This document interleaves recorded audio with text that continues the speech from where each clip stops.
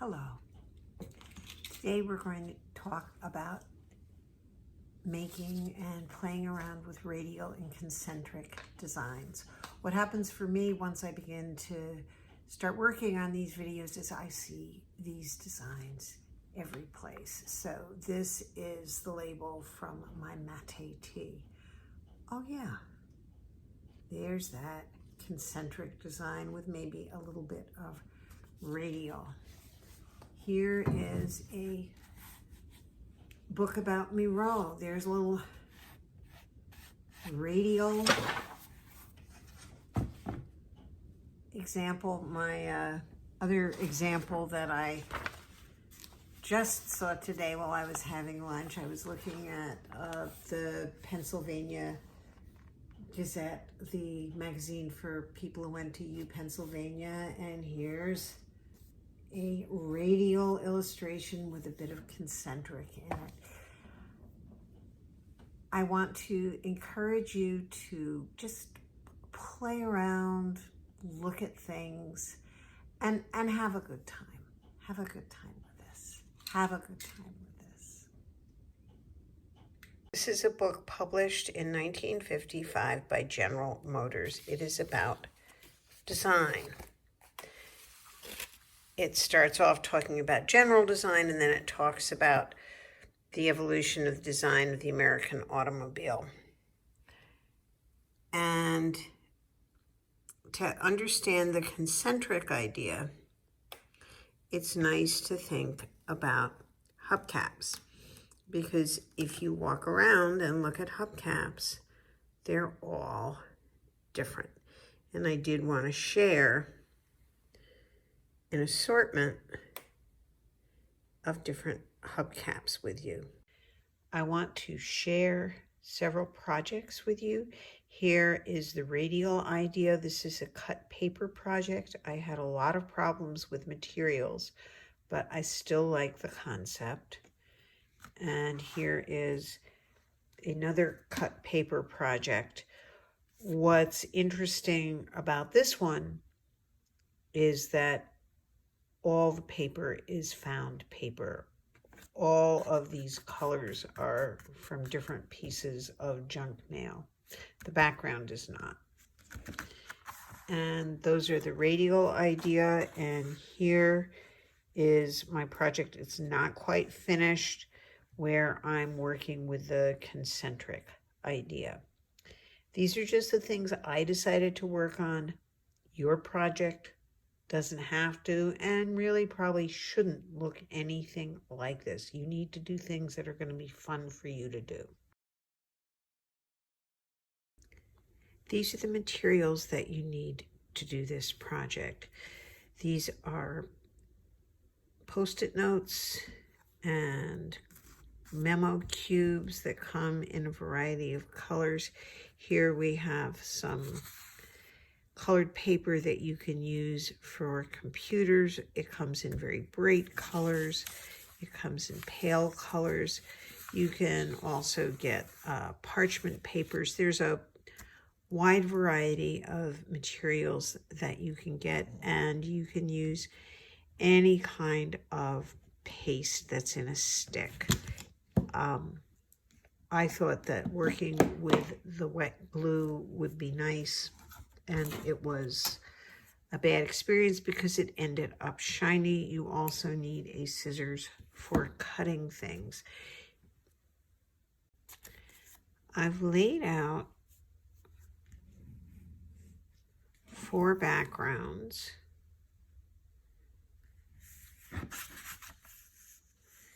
And I have a pile.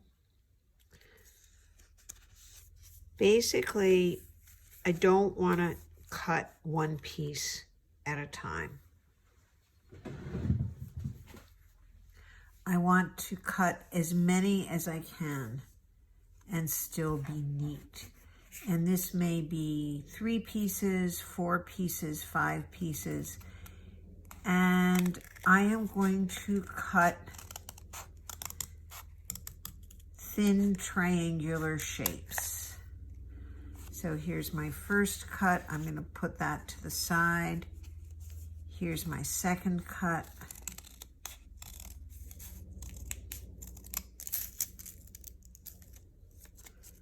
So now I've got these two piles. I'll pop my piles over here.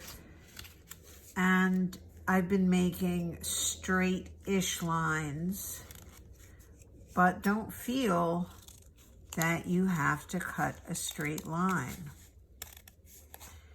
You can manipulate your paper and get a zigzag line. So notice that my scissors, when I do this, I'm not doing this with my scissors. I'm using my hold the paper hand and moving it. So I'm opening up the scissors a little bit so I can get a good long cut, and I go curve it and curve it, and I'm squeezing. I just opened it again, and I'm squeezing as I'm curving it. And this makes it so easy to do quickly. It makes it effortless. Well, almost effortless. So now I have a bunch of rays. And then I start to play with them. I might want to use all the same one. And I could make them go all in the same direction. You know, just fan them out. I'm thinking it might be nice. And I'm not going to worry about the fact that this is a little bigger. I can always trim that. Maybe it would be nice to have a little space in there. So I don't have a specific plan as to what I want this to look like. I don't have an idea, a strong idea. Now I know I don't want to use that because that's the same color. So I'll pop it over there. But you can use all the same shape. You can also mix it up.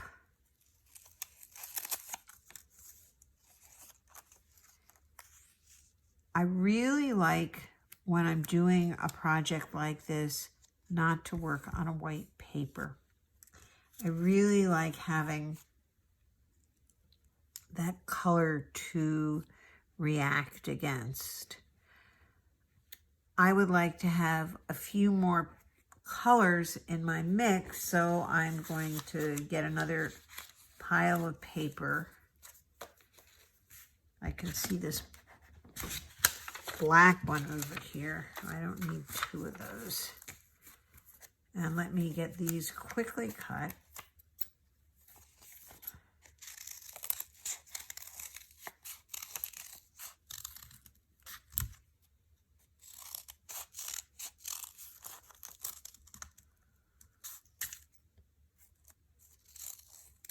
Again, I don't know what it's going to look like, but I'll know if it's nice. And if all of them, if none of them look good,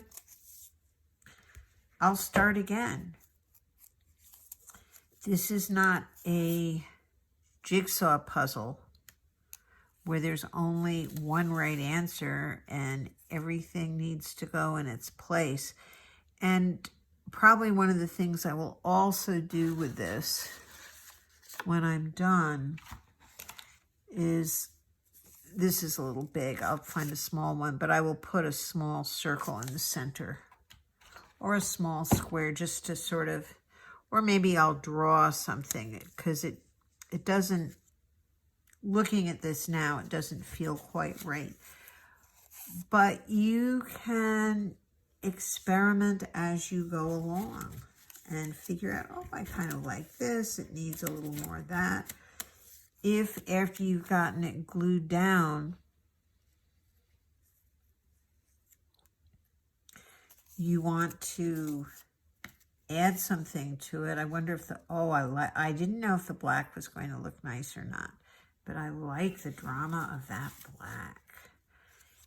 And you just keep playing around and arranging things until you like the look of them.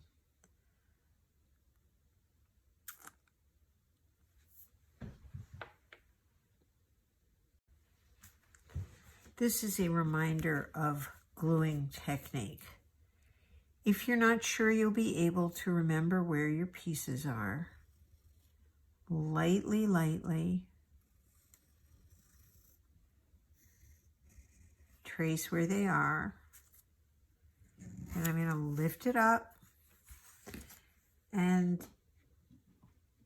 I'm going to use the purple glue stick so it is more obvious, and it's also clear to me that I should have picked a different color so the purple was more obvious. Make sure that you have glue over all of your piece. If you are already very good at gluing things, you can ignore this. You can skip. But I've seen an occasional adult who doesn't understand that you need a lot of glue. Let me do one more piece. Now you will notice I have a piece of paper over here that I'm using. If you're going to put enough glue on, it was going to be messy. So what should you use to glue on? You can use junk mail. If you have an old disposable palette, I used to like to use white disposable palettes, but now I use gray ones for my artwork. Disposable palette's nice if you have wax paper, but you want to make sure that you're getting glue all over it, and you don't want to make your surface area sticky. So I have space to do maybe one more piece here and one more piece here, and then I need to put this to the side and get a fresh one. So you should get all your pieces glued down. And you can see I have another little fragment. I don't know if this is going to look good or not, but since I'm not gluing anything down, I can experiment. I can say, well, is this the shape I want? Is this the placement I want? I need to look at it, think about it, and experiment with it. Anything I can say that will help you feel a sense of freedom, that will encourage you to play with what you have, is what I want to do. If you don't like cutting and pasting things, don't do it. But this clearly shows the idea of something concentric. It starts in the center and it goes out. This is an example of floating circles with concentric rings. I'm using mixed media techniques. The thing that's most interesting to me about this is what inspired it. I will show you the vase that inspired it. So it's my interpretation. This is all glass. I